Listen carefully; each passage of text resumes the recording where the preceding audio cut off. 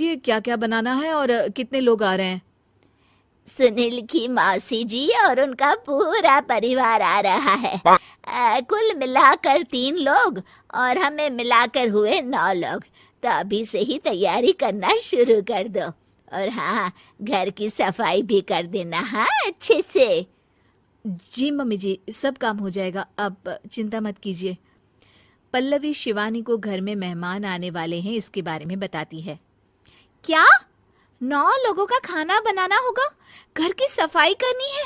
बाप रे, सासू माँ ने तो हमें घर की नौकरानी ही समझ कर रखा है।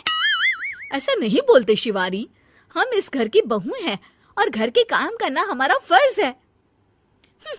दीदी तो है ही सासू माँ की चमची, जब देखो सासू माँ सासू माँ। मैं तो इतना सारा काम नहीं करने वाली।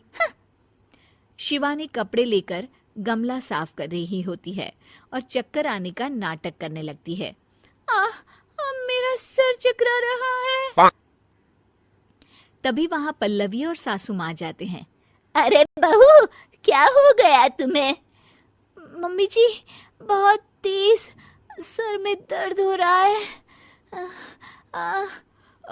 तुम एक काम करो शिवानी, आराम कर लो।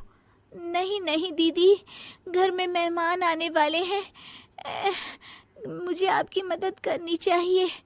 अरे कोई बात नहीं शिवानी, तुम आराम कर लो, मैं सब काम कर लूंगी। ठीक है दीदी, अगर आप इतना कह रही हैं तो आराम कर लेती हूँ। शिवानी आराम से अपने कमरे में मैगजीन पढ़ रही होती है। इसे कहते हैं आराम की जिंदगी। इतना सारा काम। चलो सारा काम खत्म हो गया, शिवानी को देख आती हूँ। शिवानी अपने कमरे में ईयरफोन में गाने सुनते सुनते सो जाती है और उसके साइड में मैगजीन भी रखी होती है। पल्लवी वहां आ जाती है और वो सब देखती है। ओहो, तो मतलब सब काम चोरी का बहाना था।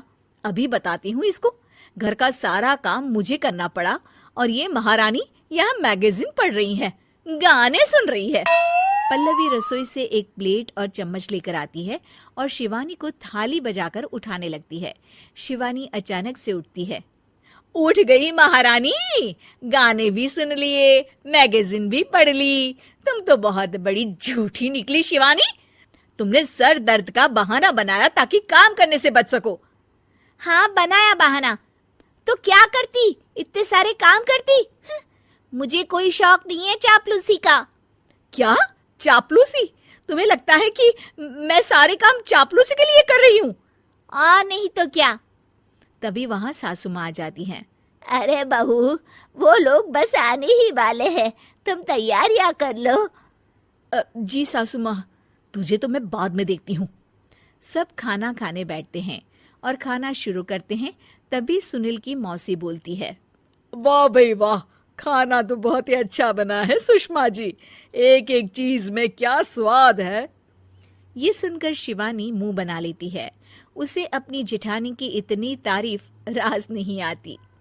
आपकी बहुएं तो बहुत ही अच्छा खाना बनाती हैं। हाँ, बनाती तो दोनों ही अच्छा है, पर आज ना ये सारा खाना बड़ी बहू ने बनाया है। छोटी बहू की तबीयत ठीक नहीं थी, सो इसलिए।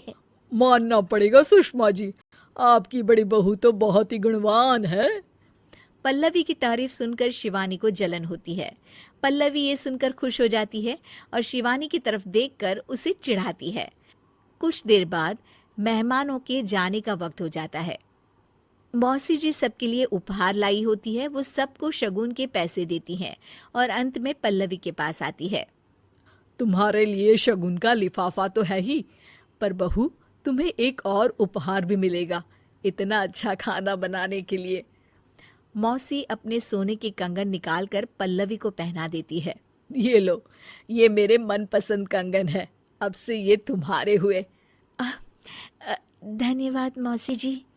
ये देखकर शिवानी तो पूरी तरह से जल जाती है और गुस्से से रसोई में चली जाती है। तभी वहां पल्लवी आ जाती है और उसे अपने कंगन दिखाने लगती है। देवरानी जी, अब आपका सर दर्द ठीक तो है ना? मुझे लगता है कि अब सर दर्द शुरू हो गया होगा आपका।